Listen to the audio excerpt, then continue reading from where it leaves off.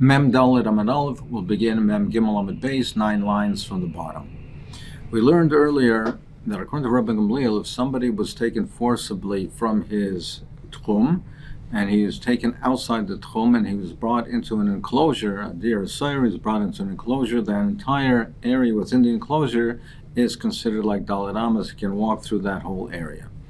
We also learned that if a person was returned to his original tchum, then he regains his original tchum. So now we have a Maisa. We're going to bring down a Maisa and saying how we can deal with the situation utilizing both of those halachas. Nechemia Breda Rav Chaniloi, Mashcha Shmaitza. Rav Nechemia, the son of Rav Chaniloi, was orangutan in his learning. He was so engrossed in his learning that he absentmindedly walked out of his tchum. So he was outside of his tchum, and now he was restricted to Dalet Amas, and he couldn't come back inside the city. Omerlei Rav Chesed Rav Nachman, Rav Chesed Rav Nachman, and Nechemia Talmidcha Shor B'Tzar. It says Nechemia, your Talmud, is in Tsar. He's suffering. He's outside the tchum. He's stuck outside the tchum. Omerlei Rav Nachman said, "What's the eitzah? I'll say Loi Mechitza Shel Bnei Adam V'Ikonis. Make a row of people, take a row of people on two sides, and therefore make mechitzas, and therefore he'll be in an enclosed area, and it'll all be considered to be Dalet Amas. So make a mechitzas of people who can walk to that area, who their tchum allows them to walk to that area, like Rashi says, or Rav Yomi says with Goyim, and therefore he'll be in an enclosure. It will all be considered to be as Dalet Amas, and that will allow him to continue walking and to come to the city and come back to his original tchum, v'ikonis, and then he can come in." So Yosef Nachman Yitzchak heard the Rava, Yosef Rava come the Rav Nachman, and Rava was sitting before Rav Nachman. Omerlei Rav Nachman Bar Yitzchak the Rava, Maiki Boile Rav Hofstedter. He asked, what was the shail over here? What was he asking? So he asked them over here, what was the issue over here? What was he asking? So Maiki Boile Rav Hofstedter. If it was that he said to Rav Hofstedter, his uncertainty into this situation was, are we talking where there are enough people to stretch and come all the way down and come all the way into the city, back to the original location, back to the original tchum? And so if that is the Metzias, and then what's the Shaila of Kami Boile Hilchas Gamliel?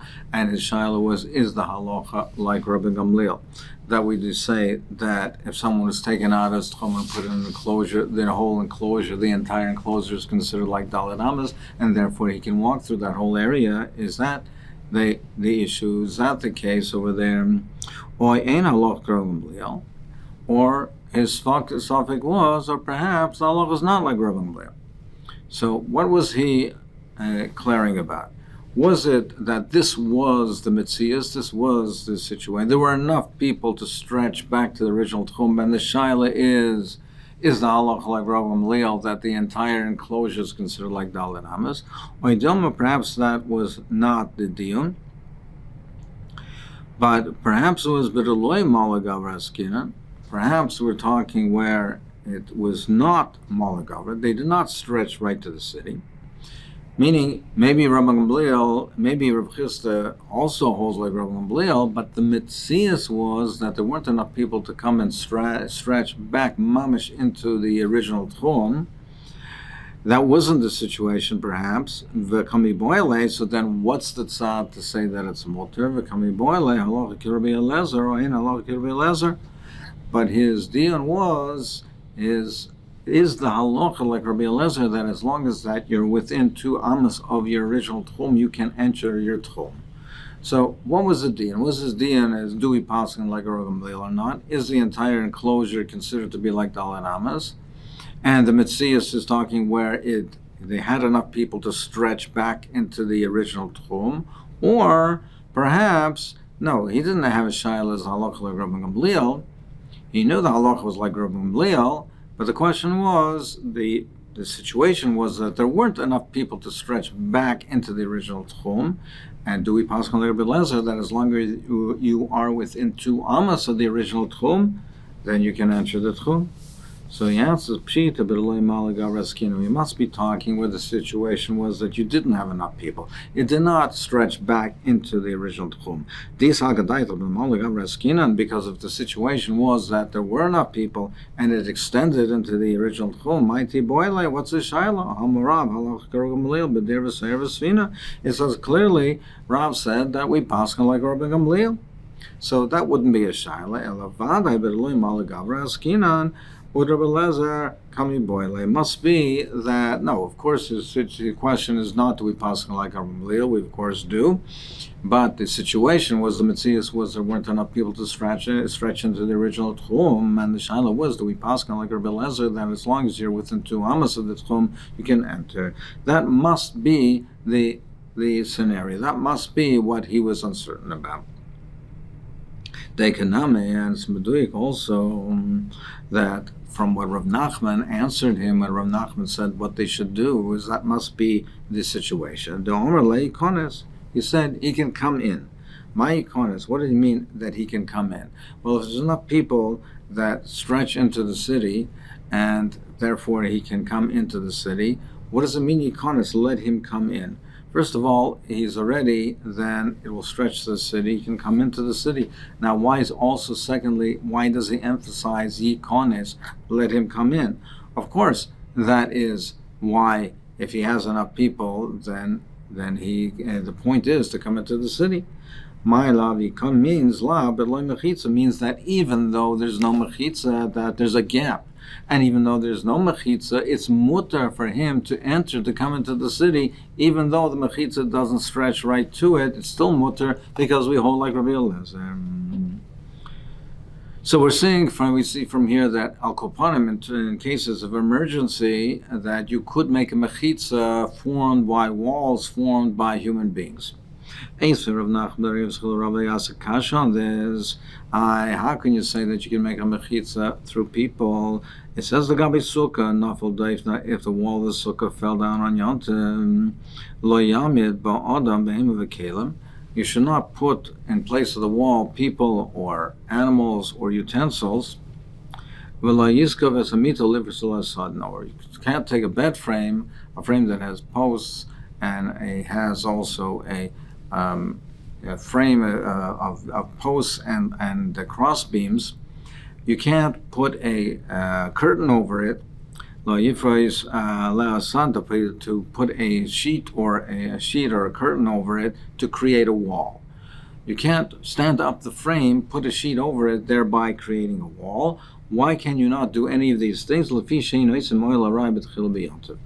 even though it's only a temporary structure, it's only temporary, nevertheless, to put it to begin with, to create even a temporary structure, even on Yontiv, it's also to be boina on Shabbos and Yontiv. Boina is a malach. Now the answer, midrabanan, even a temporary structure to start from scratch, to begin with, to put it up, it's also even on Yontiv, even in a temporary structure of Ein Sarach Leimer b'Shabbos, and certainly on Shabbos that would be also. So what do we see over here? You cannot make a structure, even though it's made out of people or kalim, or made out of also animals. So therefore, how can we say in our case over here, make mechitzas from people, line up people, make walls from mechitza?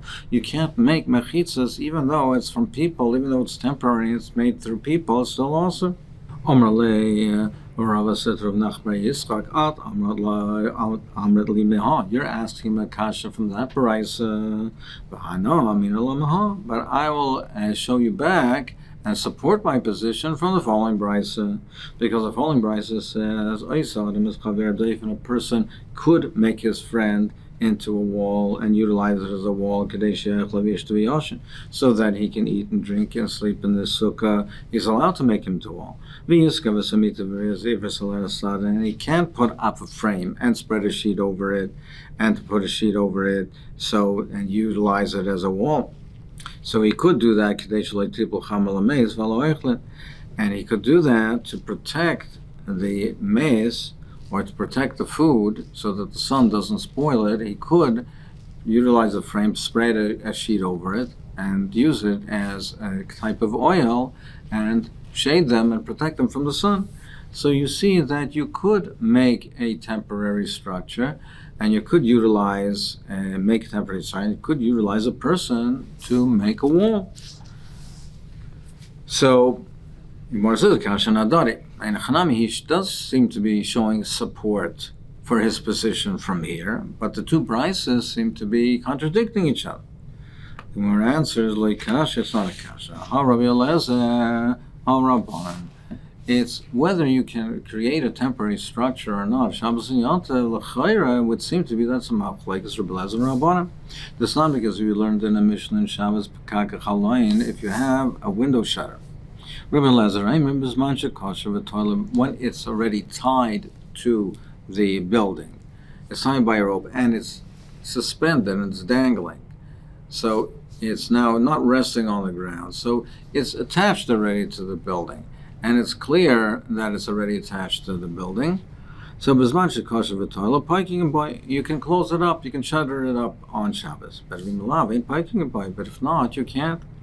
So you see that the Rabbanan answer that you cannot make a temporary structure on Shabbos. But the Chacham say whether it's kosher or totally or not, you could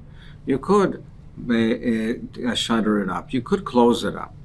So it would seem to be that it's a machlokes whether you can create a temporary structure on Shabbos and Yom Tov or not.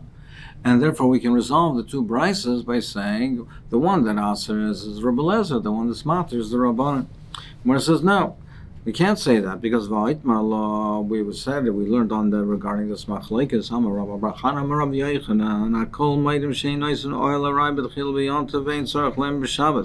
Everyone agrees to create a temporary structure from scratch. If nothing was there and you're making to begin with a temporary structure, even though it's temporary, even if it's on Yom Tov, it's also, and certainly on Shabbos, everyone agrees to that. That's not the machlokes. So what is the machlokes between Rabbi Eliezer and the Chachamim? It's not talking to make it from scratch, it's only to add to it. Rabbi Eliezer says, Ein Meisifin b'Yom Tov, Ein Tzarich Lem B'Shabbos. The Rabbi Eliezer says you can't add to it, even if it's already there, but to add to it is also on Yom Tov and certainly on Shabbos. The Chacham say you could on Shabbos and certainly on Yom Tov. But even the Chachamim that says that it's mutter, even the Chachamim say that it's mutter, it's only that you can make an addition to you can be meisif on it on Shabbos. But to create something from scratch, you cannot. You can make a temporary addition to an existing structure. But you can't create, even the Chachamim say you can't create to begin with, even an existing structure. Even that's also, it's only to make a temporary addition to an existing structure. So therefore, we can't resolve the two brises based on that, because in the case of both brises, you're creating a structure from scratch. The Gemara says it's not a kasha, hak Rav Meir, hak Rabbi Yehuda. We can resolve the two brises in Sukkah based on the sheet of Rav Meir and Rabbi Yehuda. What is that? The time we learned the brisa asala behema day from the Sukkah. Can you make a behema? Can you utilize a behema to be a wall for a Sukkah? So if a person made a behema day from the Sukkah, Rav Meir paisel. Rav Meir says it's possible. We're afraid that the animal will walk away and move away without you realizing it. So therefore he says you cannot use a behema for a wall for a Sukkah. And Rabbi Yehuda machshir. And Rabbi Yehuda says it's kosher. So now we want to resolve it as follows. Rav Meir, the apostle, also Rav Meir, who says it's possible, a behema, it's possible, meaning so you're not creating a kosher wall. So alma loy mechitza, son mechitza, al chashari. So therefore, it would be mutter to utilize him on Yom Tov, the love midi koavit. Therefore, you haven't created anything, you haven't done anything, so therefore it should be mutter.